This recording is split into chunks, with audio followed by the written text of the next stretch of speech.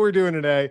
I appreciate you taking the time to be here. As me and you were talking about, there's so much going on this time of year right now. People are getting back to school, they're going on vacations, it's the summer, but you took the time to be here, so we want to give you value. And here's the best way I figured out how to do that is focus entirely on the audience, right? And that's what we do with this kind of Get Unstuck series of webinars. So let me tell you how we do that. First of all, let's talk about getting stuck, right? Marketing isn't easy. It's not, right? You can read all the tips and hacks and tricks and see, on TikTok or Instagram or LinkedIn, whatever people are sharing. Oh, I've got this trick and shortcut. Look, from what I found, it's hard work. As you was talking about before, there are some fundamental principles. We can learn those, we can apply those for sure, but it's hard work. It's not easy. And what happens is we get stuck, right? I felt this early in my career as a writer, right? You get, okay, there's that next email I have to write, the next newspaper ad, the next headline, the next whatever it is. What do I do? This didn't work. That didn't work. I'm just stuck. And so that is the real focus of today's webinar. I want to be clear, it's not solving all your problems. I wish I could do that for you. I wish I could wave a magic wand, but if I could just help you wherever you're stuck, get that next idea, that's what businesses are built on. That's what the biggest businesses and the smallest businesses are built on, getting that next idea. So that's what I'm going to try to do for you today, is help you get unstuck wherever you are today. So here's the way we do that. I'm going to quote the great writer James Joyce, who used the universal in the particular as he's talking about here. So I'm not just going to talk about vague ideas and methodologies. I've got the ideas and methodologies in here. We're going to use these ideas and methodologies to solve very specific problems. If you noticed when you signed up for this, there was a chance you could email me and say, hey, here's where I'm stuck. And then I take some of those and I put that into the deck. So if you are picked today, you'll get a lot of help because this deck is focused on, solving your problem. But even if you're not, there's two things you can do is share your questions throughout. We'll just try to throw in as many questions as we can, help as many people as we can. Right? But use these real examples to think of your own problem that you're stuck right now. Think wherever you're stuck and use these examples to get ideas to move past that. And lastly, look, I just have my one set of ideas. I'll tell you in a minute why I'm so great or whatever, and you should listen to me, but I just got my one set of ideas. You probably have some really good ideas too. Feel free to use the chat. Help these people. Give them ideas. Not only will it help them, but by engaging your brain like that, you're going to come up with new ideas for yourself. Right? Just part of by giving, we also receive. So my biggest encouragement to you is, I'm really here. You're really here at the same time, in the same place. Let's leverage that. Don't just sit back and check your email and pretend you're watching a video. You're not. It's interactive. Let's use this. Talk to me. I'll talk to you. We'll go back and forth. Do my best in the time we have to help you out. Okay, so I got to start with this. Why should you even listen to me? Why should it matter? Why should you care? So for the past 16 years, I've been working at Mech Labs and Marketing Sherpa. At Marketing Sherpa, I've interviewed marketers, big and small CMOs of big companies, small startups, entrepreneurs. I've written case studies. I've interviewed them on stage at events. I interview them in the How I Made It Marketing podcast, write these articles based on it. So when I'm looking at these different challenges you send in, it's not just based on my personal experience, which for 10 years before this, I was in the trenches. I was doing this as a writer, consultant, all these things.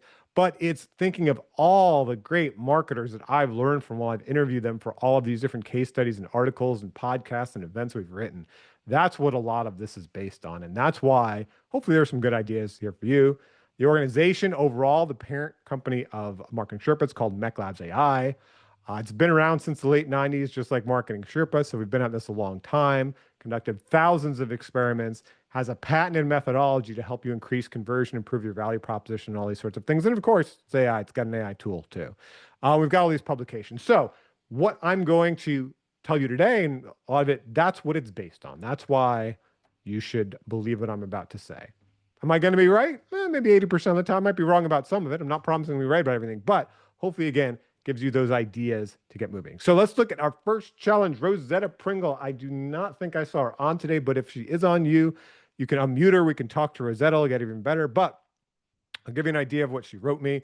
You can look at it on the screen, but basically she was stuck with, LinkedIn largely. She's posting regularly. She's not getting engagement. It's frustrating, right? That's not working for her. So let's dig in and let's take a look at what's going on here and give you some ideas for your own LinkedIn, your own social media, your own marketing in general. So when we're looking at an underperformance like this, like Rosetta was talking about, there's three things I want to kind of unpeel, right? Is it the medium overall? Is it the ideal prospect? Or is it the message? Or it could be all three, right? And I'm breaking this out. This is an example. I'm trying to break this out because whether your challenge is LinkedIn posting like Rosetta, or you have a totally different challenge, running paid ads on Google or whatever it is, these are kind of three of the questions you should be looking at and asking yourself, right? We just hit this challenge. We don't perform, so we don't know what to do. Look at these three different things. So first of all, let's talk about the medium in general. And I wanted to start with this one because I hear about social media problems, especially from groups like SCORE, small businesses, entrepreneurs, so often because social media is so appealing, isn't it? Right? A lot of small businesses, they don't have those big budgets, right? If we're talking to some of the Fortune, 50 companies, some of those bigger companies working on them, some of their challenges, how do I spend all this money, right? I've got all these budgets. Where do I spend it all, right?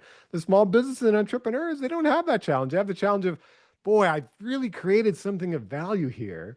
And now how do I get out into the world? How do I get my message there? Now, the social media companies, there are some of those Fortune 50 companies, right? They're pretty smart when they created this, right?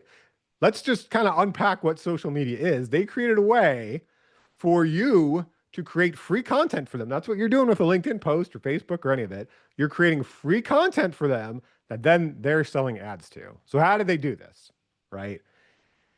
I like to think of organic social media. And if you're unfamiliar with the term, organic is the free post you do, right? There's also paid advertisements you can do on social media, of course. Organic social media is if you're doing a free post, they're not charging you for it. I like to think of organic social media, and I'm not the first one to say this. It's like a casino, right? So if you've ever been to a casino, you walk into a casino, oh, it's so exciting. There's so much activity going on. Ding, ding, ding, ding, ding. You can hear it just around you.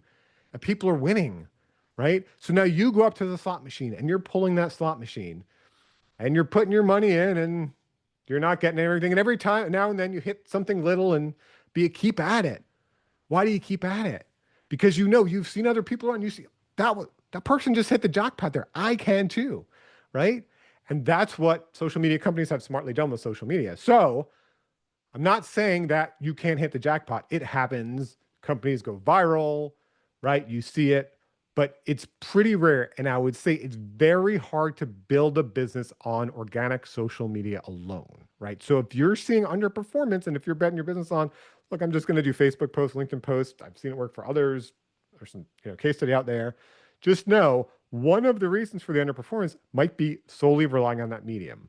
You can add it as a medium, but you might want to look at other mediums and other creative ways you can get that message out there. So don't only think it's because, oh, I'm doing some poor job, this post is bad or that post is bad. Frankly, these are how the platforms are designed. They're designed to get you using them. So that you're creating free content they can sell ads to, and hopefully they upsell you every now and then to boost a post or get some revenue there, right? But again, just because you've seen a company or two hit that jackpot, it can happen, but I wouldn't bet my business on this. So that's just first note of caution. Anytime I see social media, look, a lot of companies are struggling. But let's look at some ideas too, because we can get social media working for you on some level. Here's what else Rosetta told me. Let's talk about the ideal prospect, right? That's going to be a key element for the success of any marketing, any advertising, any business, that you are focused on the right prospect. That's what a value proposition is after all, right? At MetLabs, we say the value proposition question is, if I am your ideal customer, why should I buy from you instead of any of your competitors, right? And so to answer that question, and again, this is what makes a forceful advertising and marketing message in the world, is having that right ideal prospect. If you try to sell to everyone, you're probably not going to have a strong value proposition. If you try to sell to the wrong person, it's not going to be right. So Rosetta kind of got this naturally, and she said that her niche is professional women who invest in the results of their hair care. That's why she chose LinkedIn, right? So this is what she's actually doing, and I've taught another session before on hypothesis. What we essentially do, at MetLabs, we have something called a scientific messaging hypothesis, and we show you how to build a hypothesis. But basically, what we're doing anytime we're doing what she's saying here is, she's building hypothesis. And when we know this and when we outline it, when we're aware of it, then we can realize and approach our advertising and marketing differently versus saying, I'm going to bet my entire business on LinkedIn and it's all about this or this or this. It's, hey, here's a hypothesis. I've got an idea of something that's going to work. I'm going to try it out in this way. I'm going to test it. And by doing that, I'm going to learn something and I can try something else. So basically, here's how I would sum up her hypothesis. And here's some data indicating she could be correct. She mentioned that she'd had 178 connections, right? And then I guess over 10 years, when she became clear, she's grown to 2,200 connections. So it's over 10 years, she's grown from 178 to 2,200 connections on LinkedIn. So that's an indication she's growing her following, that the hypothesis might be working. Um, but here's some data indicating the hypothesis could be wrong, right? She's consistently posting, she's saying these things, she's not hearing anything on LinkedIn, right? So again, when we're deciding on our prospect, when we're deciding on that medium we're going to go for, it's just a hypothesis. And you got to look at the data to determine whether it's working or not, what you can learn from it and try different things. So in her case, I would suggest some alternative hypotheses, right? So one is your prospect might be in a certain place, right? We're using social media as an example.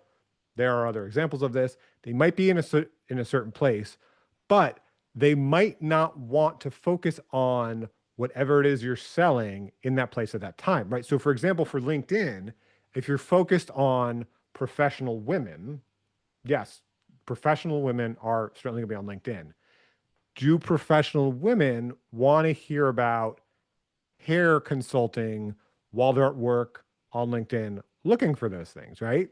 So the hypothesis that Rosetta's tried is yes. The other hypothesis might be no. Even if you've got those right people, keep this in mind, is that the place they want to hear about it, right? On the flip side, if you're a B2B company, posting on Facebook, right? Do they want to, do some people want to hear about, are they in that mode when they're looking at Facebook? Some people are. Some people might just want to look at photos of their grandkids, right? We got a comment from Greg. I want to market my new coaching business on Facebook. I started an audience list. Don't know how to go forward and really which of my videos I should market. How long do I need to narrow my audience? Or is it okay? How much I should spend? Yeah. So Greg there is talking about paid social media, and there's a whole bunch of questions that we can answer there. So Greg, I think some of the stuff we're going to talk about here could give you ideas for your message. And when it comes to actually Facebook itself or any medium itself, once you narrow down on that ideal prospect, what you can do with the paid advertising is you could try to tailor the message to go to those right people. LinkedIn allows it and Facebook allows it and some other, allow it too. And there's a lot of basic tutorials on how to do that, how to do the basic targeting and the purchasing. But first you got to do the things that we're going to talk about in here is finding that ideal prospect and finding the right motivations. All right. So that could be one alternative hypothesis. Hey, maybe you're reaching the right people. The people are in this place. They don't want to see this content now. Here's the other thing when it comes to social media, right? Maybe they are okay seeing the content now. Here's the second thing, but they don't want to engage with it on LinkedIn, right? So some of the more public things that you can do with social media to really get rolling, it would be a like, it would be a repost, it would be a comment, some of these things. Obviously, you want that happening to your organic social media. That's going to help more people see it because of the algorithms. You're going to see people engage in some of those things.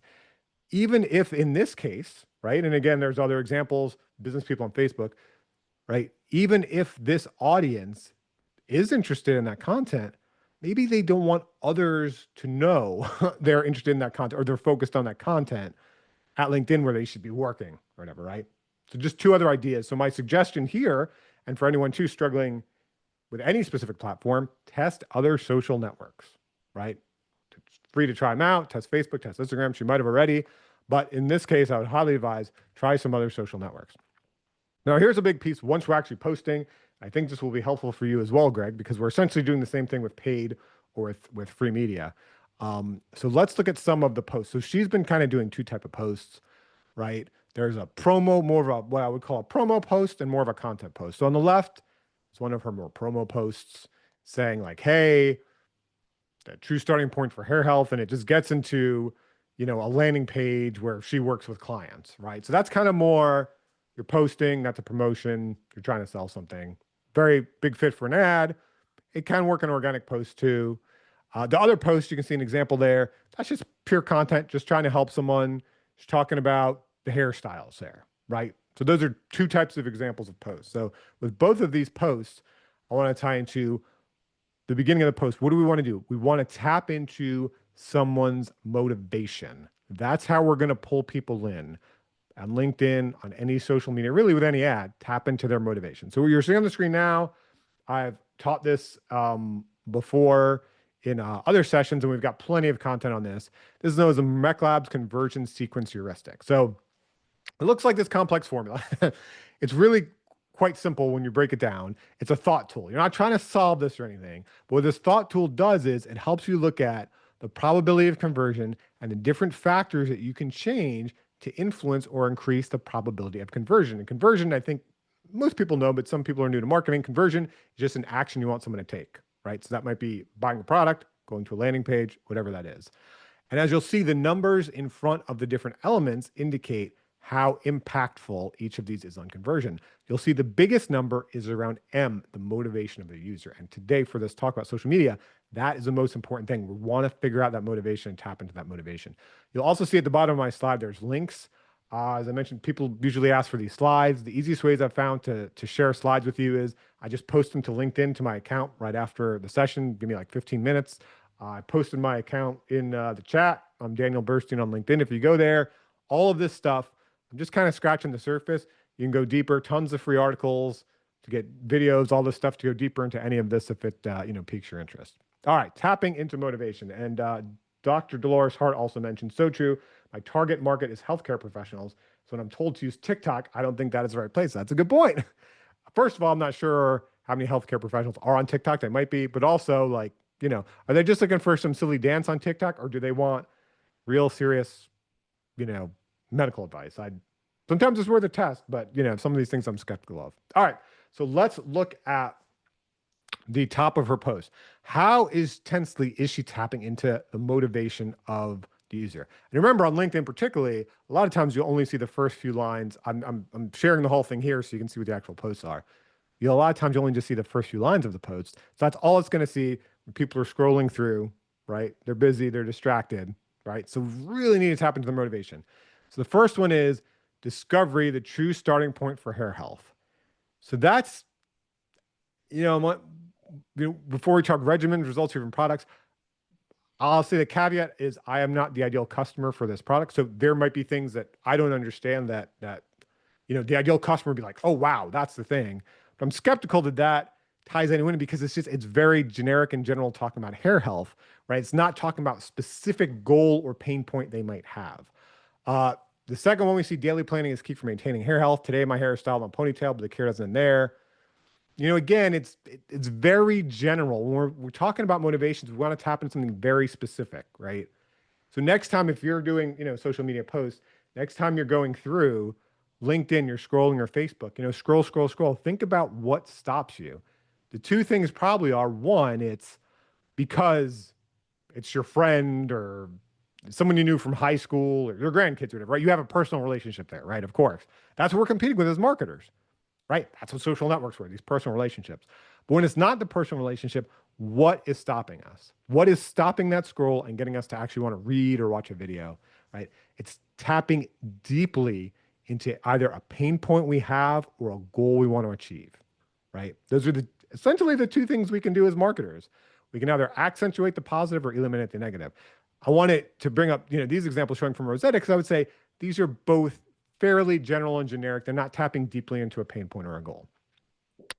So if it is about professional women invested in long-term hair health, how can we tap into those motivations? This is something, 3 simple words I've gotten from our founder, Philip McLaughlin, before. I think it's the best way to talk about it. We want something that's relevant, urgent, and important. All right, remember that. It's got to be relevant, urgent, and important. So relevant, and you need all 3, right? Relevant, it needs to feel like it's for them, right? When we're naturally doing this in life, in the world, but especially online, we're seeing things we're like, is this meant for someone like me, right? Is it relevant? Second, urgent, right? If it's relevant, but if it's not urgent, then, we're just going to keep scrolling and we'll get back to it later. I got more important things, right? Lastly, relevant, urgent, and important. So if it's relevant, urgent, and kind of a fairly minor thing to them, again, we'll just naturally say, oh, I'll go back and look at that later, versus it's relevant, urgent, and it's important. Wait a minute. I got to stop what I'm doing. Let me see right now. So actually, I just came out of a session. Before this session, we were doing a session with our AI guild. And I think I was posting this or something, an invitation to here on my social media before. And I saw from my daughter's school, there was a map of the car line pickup or whatever like changes they were making to the car line pickup, right? Again, not an ad, but this is what you're competing with on social media. So I just had those few minutes while I'm posting something and I'm in the middle of an AI guild session. But you better believe I stopped to at least look and understand what they're doing with the car line pickup, right? Because why? It's relevant to me. My kid goes to that school. I need to know how to pick my kid up. It's urgent. I'm going to be picking my kid up, very soon. We're dropping her off tomorrow, all these things. And it's important, right? If I don't get my kid, that's going to be bad for me. So that was something that stopped my scroll. So again, one thing you can always do is just kind of make note of it next week while you're going through social media. What is stopping your scroll? Likely it's because it's either someone you know or something relevant, urgent, and important. Okay, here's a specific example. As I mentioned, we do all these different case studies and articles, so I try to pull in some different examples to give you ideas. You can read the full article at the bottom to see more. This was the Gary Lanham group at Coldwell Banker. Coldwell Banker, big real estate company. This was their group in Fort Lauderdale. And so how did they use social media to tap into a home buyer? Who buys homes? Well, a lot of people buy homes, right? I think half the population owns a home. So how do you tap into that? That's pretty broad. So what they did is they said, our focus is going to be 55 plus homeowners in life transitions, right? We're going to help people that are solving these types of things: downsizing, probate, divorce, relocation, right? Okay, now that's very focused. And what does that make possible now when we're reaching out and trying to focus on people and get people to respond on social media? That's a very focused either pain point or goal they can focus on, right? All right, so what do? They use every listing appointment, client call, casual neighborhood walk as emotional research. So think about it for you. You might not have some of these big, expensive sentiment analysis tools that the Fortune 500 companies do, but you probably have something that a lot of them don't, right? You have the ability to interact directly with your ideal customer, whatever you're doing. That is a real advantage that small business entrepreneurs have. So anytime you're interacting with them, right, obviously serve them, whatever the thing is, they come into your store, they're doing their taxes, whatever it is, obviously serve them, but use those opportunities to not just serve them, but to understand them. What are their pains? What are their goals? And also, what social media do they use? What do they want to see on those different social networks, right? So again, this was a real estate broker. So when they had a listing appointment, a client call, they're walking around a neighborhood, they're trying to figure out these things, emotional research, and find themes. For them, for this group, they found regret, overwhelm, uncertainty, hope. These are the types of emotions and themes they had, right? So here's an example. This 58-year-old widow said to him, "This house is too much for me now," right? And so he didn't just hear that, okay, this person needs to downsize, right? That's the literal thing that the person is trying to do, right? They're trying to downsize, right? But what is underneath that? There's grief, there's fear, there's a longing for peace. And when you find those types of things, those types of emotions, that type of deep understanding, those are good motivations you can tap into with your social media posts. That's your best chance to kind of pull that little handle on the slot machine and have it go viral, right?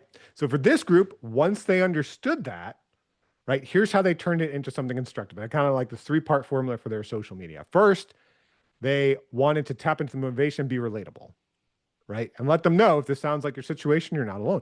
A lot of that sometimes when it's a pain, it's just how, especially on social media, that's just helpful for people to know.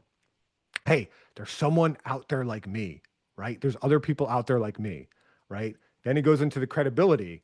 I've helped hundreds of other sellers navigate this, right? Because you're going through and you want to see, well, yes, this taps into me, but why should I believe this person is posting, right? That's why I have that slide in the beginning telling you about myself. I'm not trying to brag about myself. I just want you to understand, why is there some credibility in what I'm saying? Why should you even listen to me? And lastly, Gary Lanham says, hope. You don't have to figure it out alone, right? And that gets into sometimes your product or service offering directly, but even just maybe with that social media post itself, you're just helping to solve their problem, right? Because once you start building up that reputation of solving their problems on social media or in other ways, they're going to want to get to know you better and you're going to stick out from your competition. So I love this quote from Gary. He said, "I recently had a woman reach out after watching one of my shorts. She said, 'Gary, I saw myself in that video. You weren't selling to me. You were speaking with me.'" And I want to reiterate that, right? You weren't selling to me. You were speaking with me. So there's this blind spot we all have as marketers, as entrepreneurs, as business people. We have our own goals. We need to hit certain sales, to meet payroll, to eat, whatever it is. That's perfectly sensible. It makes sense. That's what we need to do in the business world. However, when you're going into communicating to companies with your marketing, with your social media, whatever it is, you need to put that on the back burner. And your main focus needs to be helping them. Because I guarantee everyone on this call, no one here wants to be sold. They want to be helped. And when they're helped, then yes, they will buy something. But if they just feel like they're being sold out of the gate, especially through social media, they don't want anything to do with your social media post or your product. All right. So here's just kind of a step-by-step process of how you can tap into the motivations of your customer social media posts. This is actually something we have something in MechLabs AI called workflows. So if you click the link on the bottom, it's kind of cool. MechLabs AI, we have these different agents, and each step, they'll do it right along with you, and they'll help you right along. But to break it down, first, as we mentioned, you want to define your ideal customer profile as best as you can, right? So we talked about, as Gary Lanham talked about the different emotions, you'll think about, we talk about demographics, psychographics, these types of things, but a lot of what really matters, especially in the social media posts, is the emotion. So there tends to be two things. We can think about what they move towards or what they move away from, right? So when you're defining your ideal prospect, what do they move towards and what do they move away from? So for that example of, again, I'm not this ideal customer, but for the example of hair consulting, what they might move towards is, let's say, wanting to look professional, right? What they might move away from is, fear that their hair will, out them in a group setting, and people will focus on their hair instead of they'll be focusing on the actual information they're presenting or something, right? I'm just making that up, but you've got to understand that. What is your ideal customer profile? And as I see in step 2, what are those core motivations? So who are these people? What are those core motivations that drive them there? Then step 3, you want to align the content with the motivations, right? Obviously, now we know what the motivations are. How can you best serve them? And for this, it helps to kind of separate your product from the picture and think of an entire customer journey. So you offer value. That's what a product or service is. You offer value. And you have to decide what value. There's going to be this inflection point where you'll offer value for free. And then there's an inflection point where you have to charge for that value, right? So for example, if you sell a course that has 10 modules, can you offer 2 of them for free and use that with your content to tap into motivations? I use the other 8 modules. A hair care consultant, right? The value maybe that is paid is one-on-one consultation, but the value that is free is you create a free video every week that teaches people how to do the thing, right? So that's how you can use your content to tap into the motivations. Make sure you're leveraging social proof and credibility, as we discussed. It's not enough for you to tap into their motivations and have information that helps solve their problem or meet their goal. They have to believe it, right? There are so many scams online. There's so much bad stuff out there. They have to believe it. Step 5, let's test and refine. As I mentioned in the beginning, I didn't come out and say, Rosetta, you're wrong for using LinkedIn. I don't know that. I honestly do not know that. But there are different hypotheses. Rosetta has a hypothesis for using LinkedIn. I presented some alternative hypotheses you might want to consider. So when you're taking this approach, again, don't look at it as a sell, right? Look at it as, I'm really curious about other human beings in the world. We'll call them my potential customers, my prospects. How can I best serve them? And when I best serve them, I will ultimately sell. So I'm going to test and refine and learn along the way. And that's how you're going to get to ultimately success. And lastly, you want to turn this into, this is a business after all. This is a business, so you want to turn it into something repeatable. You want to look trustworthy on social media, right? It's not like you posted once and you haven't posted for 9 months. Why should I trust you with my car or my house or whatever it is if you're that unreliable? So create a content calendar, post consistently. And with that calendar, you can also align to motivation cycles, because sometimes there's different cycles, throughout the year. For example, it's back to school time. Does your product or service or whatever you do, whatever value you provide, naturally align to back to school time? Well, if you're planning out that content calendar back in April and May, you already know that's coming up.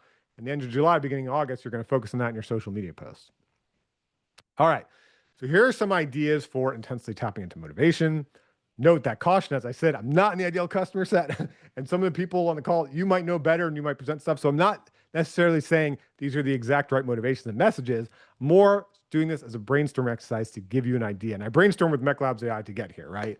So why would someone who's a professional woman on LinkedIn want to know about hair consulting, right? What motivation can we tap into? Maybe they're about to start a business meeting, right? There's an important business meeting coming up, right? And they're busy, but they want to look good for that business meeting, right? So maybe there's three tricks to get your hair looking, I don't even know if that's the right word, on fleek before your next big meeting. No chemical relax is needed, right? I don't know if that's the right thing, but if someone has that motivation, if they've got that pain point or that goal, they're scrolling through social media, they're like, ooh, I do have a meeting coming up. Shoot, let me just take a quick look. What are these tricks? Is this what I need to look better in that meeting, right? Evening wind down, right? Maybe that's them on LinkedIn. So they're just, at night, I don't know, drinking a glass of wine, scrolling through social media, scrolling through LinkedIn. Take 10 minutes to indulge yourself before you attack the second half of your week with this homemade hair serum recipe. Hashtag Wednesday wind down, right? That might be something that taps into them at that moment. Or prepping for a big presentation, right? Struggling with hair loss. That's something I think that Rosetta offers. I said girl, you were alone. I should say girl, you are not alone. That was my typo, right? For the next big presentation, it's going to focus on the ideas in your head, not what's on it. Here's 3 cheats that will make your hair look fuller and lusher, right? Again, you're tapping into that pain point and you're trying to serve them. So look, what I want you to see here is the specificity of these, even whether these are right or wrong, versus kind of some of the more general motivations that we talked about before. Something else that Rosetta mentioned, said August is hair loss awareness month. I'm looking forward to your thoughts, right? So this is where we talked about you can tap into the different motivation cycles with your content calendar, right? At certain times of the year, people are going to have different motivations, and that can be a great thing to tap into. However, this is where I worry. Make sure it's not artificial. So I could be wrong about this. Hair loss awareness month, is that really deeply tapping into someone's motivation? I'm really skeptical of that. When would they care about hair loss? As I mentioned, maybe it's before a big meeting. Maybe it's before they're going on job interviews. I mean, when does it matter in their life? And I love this example. As I mentioned, I do the How I Made It Marketing podcast. I interviewed Kristen Stevens from the Marine Stewardship Council. And she was telling me a story about how they were running a campaign in October because it's National Seafood Month. And I was thinking in my head, when she was saying this, I'm like, nobody knows or cares it's National Seafood Month. Maybe a few fishermen, I don't know, a few people, but nobody really knows or cares. So I loved, before I even asked her about it, she said herself, we all recognize nobody knows what National Seafood Month is. So then they realized, and you can listen to the full episode, but Earth Month in April, that would be a better place to focus. That is Earth Month, one of the few. There's probably a few, things like Christmas and like these really big communal events that really do matter that you maybe could tap into for the right person where it matters to them. But I'm sure every industry has a month, a day, a week. Doesn't hurt to mention them. You could tap into them, maybe for people in that industry, but don't just look at some artificial reason to post. Look at, when is your audience, your target customer, really motivated and focused on this, and how can you tap into that? All right. So when would it matter? When would the customer care about it? There's a shared chat at the bottom, MechLabs AI there. I did some prompting with MechLabs AI to get some ideas to create this table. And with the shared chat, you can go in there, you can do your own prompting yourself when you see it. But again, here are some ideas. Is it a career transition, right? There's some trigger reasons there, job interviews, health and hormonal triggers, talking about menopause, or, work stress, high stress periods, all these. So these are ideas of how to get to that specific level for Rosetta, but also to give you ideas too, how to get to that specific level of motivation, not be generic. Now, the other element of the message is the form of the message. Think about what form you are using for your message and what that's communicating. So for Rosetta, she was using still photos, right? That's a picture from the LinkedIn post we saw earlier. She also sent me a video she attached where she's talking to the camera. That's a video, but she's talking straight to the camera. So now when we're trying to communicate a value proposition, trying to build trust, trying to pull people in, what is that really signifying or telling to people, right? It doesn't do a whole lot. The picture helps a little. Talking straight to the camera for this doesn't do much. So here's a case study. I always like to try to find some case studies we've published that are related to the industry. This was a case study. And what they did here, this Olivia Rose brand, is they posted hair tutorials and hair demo videos on social media. And they got a lot of great results from it. You can see this one's got 188,000 views, right? So for your product, obviously think of that as well. But for hair consulting, I can't imagine still photos or just talking to the camera are going to be most effective. The great thing is you can just actually demonstrate it and show what's going on, right? You can actually show that value. As much as you can, it's a great important lesson in marketing. It's a lesson in writing, right? Great writers know, show, don't tell. right? That's what we want to do with our writing. Show, don't tell. It's true for marketing. It's true for business as well. Anytime you can just show your value proposition, it's way more effective, right? Imagine saying, I know all these great ways to style your hair, right? Oh, okay. Do I believe you? Do I not? Whatever. A lot of people make claims versus here, look, just watch. I'm styling hair. Like, ooh, they're doing a really good job at it.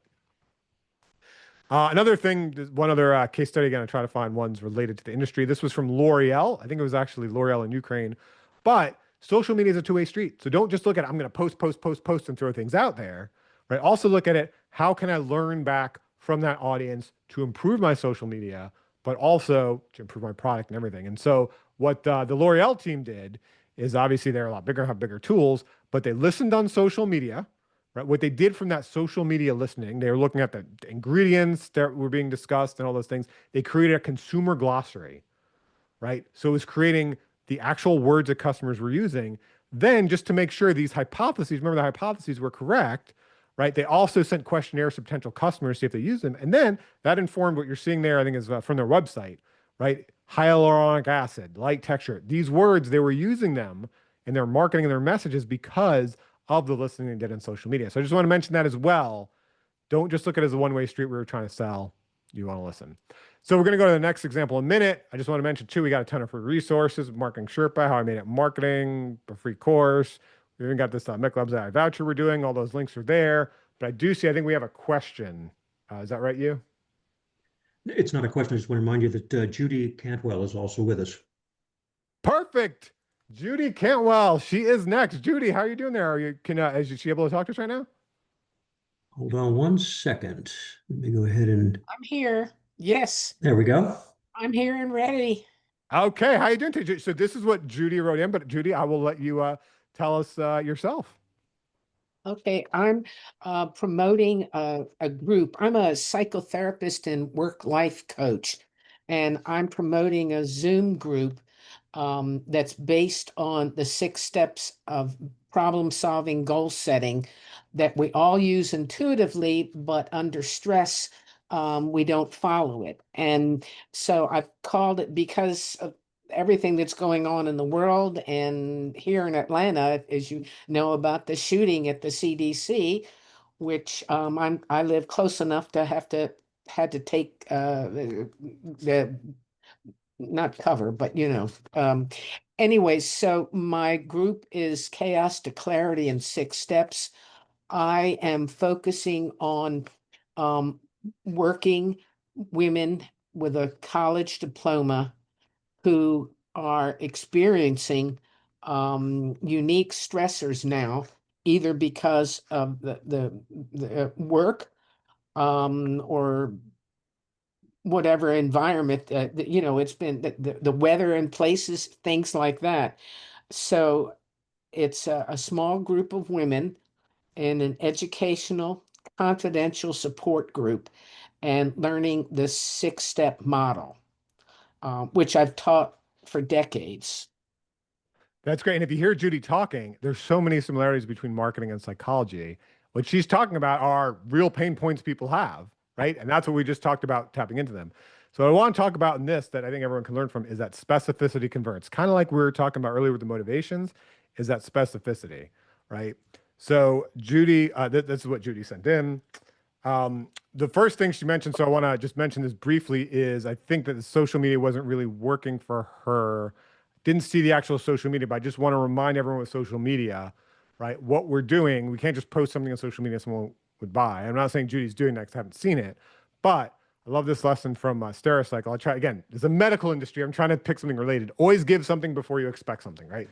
So if we want to do something like Judy, where we're launching this, workshop series, the first thing we should probably do is on social media be giving and offering and helping people.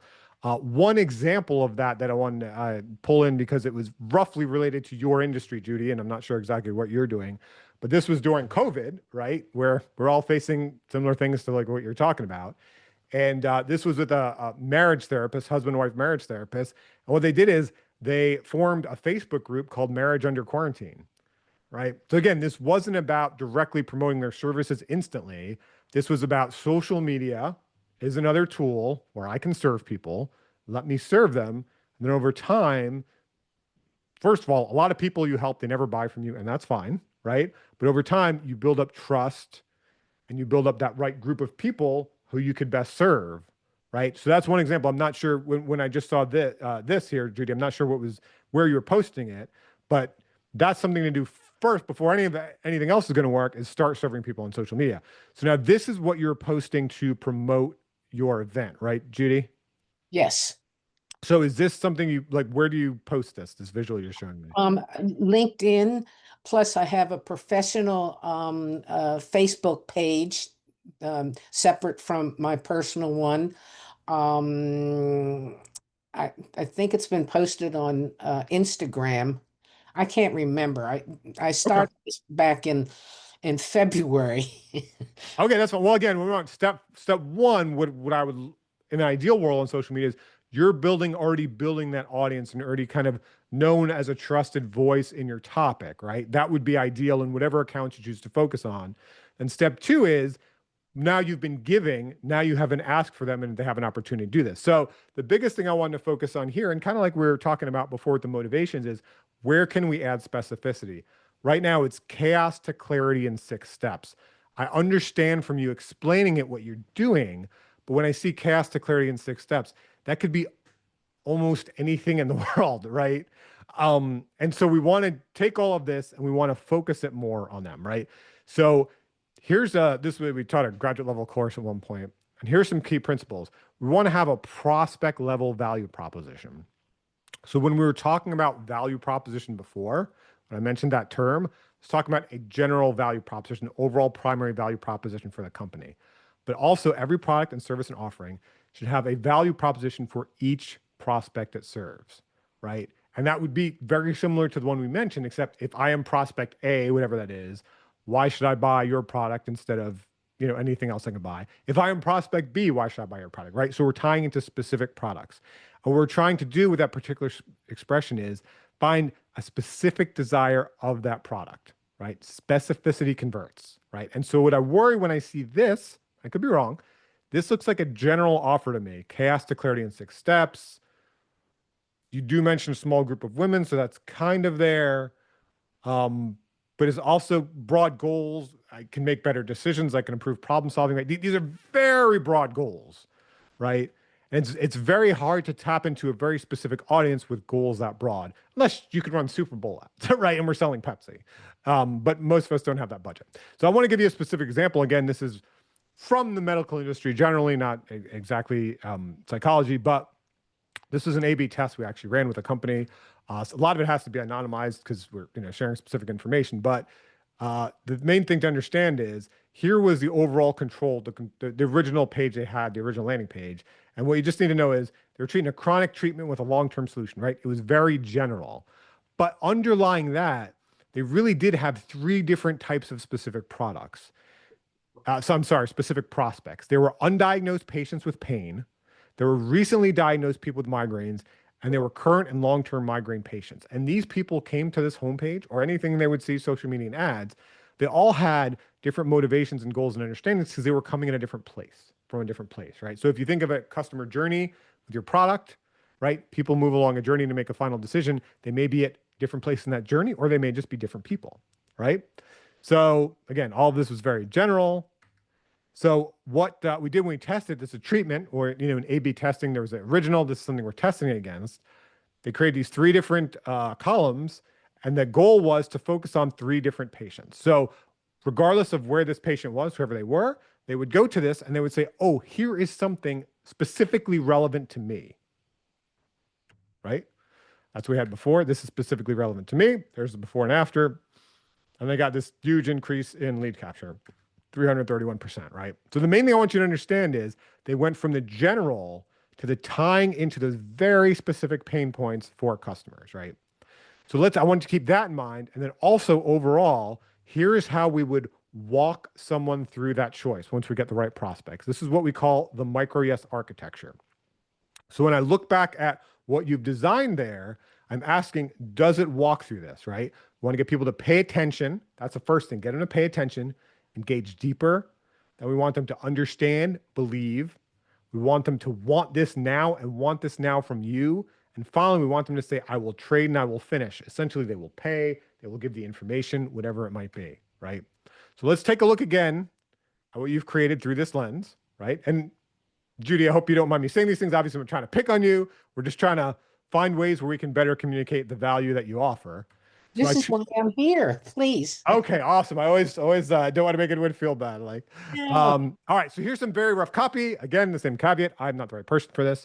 I don't know this audience exactly directly, but I'm just trying to get you brainstorming, right? So first, how can we get them to pay attention? So here's a headline I came up with. It's trying to get a little more specific, and it might not even be enough. What I would ultimately love for you to do, and this I did put this in here because it's probably too much to ask for most small business people, is if you had 3 or however many totally separate workshops that were focused on very specific, pain points and very specific people, we get even more specific with how we're trying to grab attention. But here, at least it gives a very specific trigger, right? So what I tried to do with this trigger is I tried to do, remember we talked about what do people move away from and what they move towards, right? Accentuate the positive, eliminate the negative. I tried to do one of each in here because someone seeing it will hopefully either try to meet this goal, which as I understand it, sharpen your logical thinking, or try to avoid this pain point. When stress hits hard, right, they want to stay logical, right? So what I'm hoping is when someone sees that in social media, wherever you promote it, at least I'm going to get their attention. Like, ooh, I feel that. Yes, I do want something like that, right? Let me understand. So then how the engagement, what we're trying to pull them in with is the proven six-step framework, which is what you're teaching. They understand something behind it. It's an interactive online workshop, right? So also someone knows like, yes, I don't have time to go in person. I can't do that. Yes, that's what I'm looking for. Something interactive and online. This is something for someone like me. Then we're paying it off. We're going through and paying off the different steps, right? So one of the things that I mentioned in here, again, this may not be right, is breaking it down into 3 cohorts to provide a warm and welcoming peer environment, right? Judy, do you know where I got the term warm and welcoming? No. I looked at the reviews online of your therapy practice. And this is what someone said about you, Judy. They said you were so warm and welcoming. And that is a great way, as I mentioned before with that L'Oreal example, right? L'Oreal did it with all these big tools and they're able to parse through all these thousands comments on social media. Just as human beings, look through your social media, look through your reviews. What are people honestly saying about you? Some of those words they're using might matter a lot. When someone is looking to overcome things when stress it's hard or whatever, they're probably looking for a warm and welcoming environment, right? And I learned that by seeing the reviews. Okay, so what I'm saying here with these 3 cohorts in this top page, I'm trying to help them what? I'm trying to help them understand what is being offered and also desire what is being offered, right? So here's how I do it. I broke it down into 3 cohorts and you'll see those bullet points under there. What I tried to do is take some of those general bullet points you had and make them very specific for these type of people. I don't know if these are the right people. I'm making this up. You might decide how you break it down into different sets from your main ideal customer, right? But there's something different between what we had here was improve problem solving or make better decisions versus reduce overwhelming feelings during exam periods, right? So can you see for the right student, I don't know if that's the right thing, that hits deeper and they have a clearer and firmer understanding of some tangible value they can get versus a general value. So that's something you might want to think about too.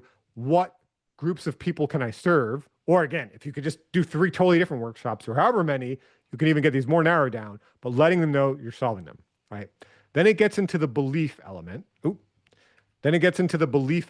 Right? There's that credibility like, okay, you know what? I do desire this. I do understand that. I don't want to be overwhelmed during exams, or I do need a roadmap for my divorce, whatever it might be. Why could this person do it? So that's what I have under there, Judy. I looked up a little bit about you. That's the belief section. Don't know the right exact things to add, but we do want to add something there for that credibility so they believe it's you. And then we want to get into the uniqueness, right? What's that exclusivity factor? So yes, okay, I do want this, but if I can get this in many different places, I am less motivated to actually want to go and attend. So I tried to come up with some reasons why this is unique. That's probably some soul searching you should go away and do, Judy, and think about what is it about. As you mentioned, this is Dewey, I think. So this is an overall, framework and process out there in the world, but what is it that you bring specifically from your 30 years of experience or whatnot to make this something unique that would be a fit for these people? Then at the end, it's that affirmation and completion, right?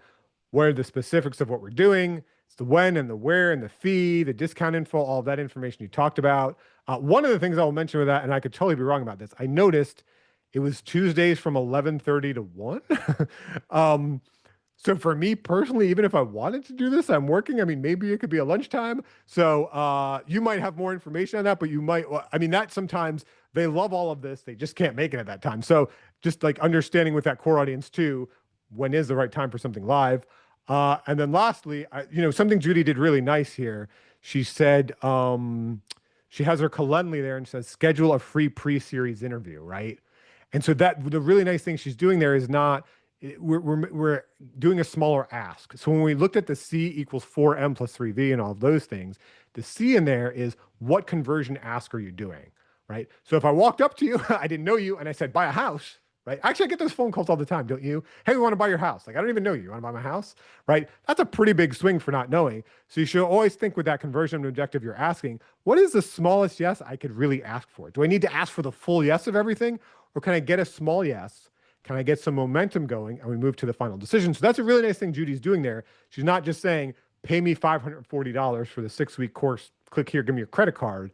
She's just really, the call to action here is just saying, let's hop on a free Calendly. Let's just talk about this and see if this is a fit for you. I reworded that a little to find out if this workshop's a good fit for you. Let's meet one-on-one. In this 30-minute session, we'll X, Y, and Z. Here's my Calendly to make it easy for you, right? That X, Y, and Z can be important. When we do these sorts of things, you don't want it to feel like it's a sales call. You want it to feel like, hey, they're really getting some tangible value out of this and they can learn something. That's going to be helpful to them whether they buy or not. And if it is the right fit, then they move forward. So what do you think, Judy? Is that some helpful ideas in there for you? Yes, absolutely. And I I'm going to try and see how it would look on paper, because I thought that up at the top that I had some of that, and I thought that the 5 improved problem solving art, it was clear enough. So thank you. Absolutely. I will mention too, a bit cleaner of a layout and like a stacked layout would probably help people navigate this as well. That might be a little easier. The other thing is something like this, if you could, would probably work better for a landing page. And what you can actually do, as we talked about, you're kind of stepping them through, just ask what you need to at the time, is there's social media posts or there's different messages focused on one specific piece of it that then drives them into the bigger page to get the more information. So sometimes also too, we have all the right information. It's just kind of overwhelming when we're showing it to people all at once. And so that's why this kind of overall framework, it's true on a page, but it's also true of thinking, how can I walk people through it in different steps?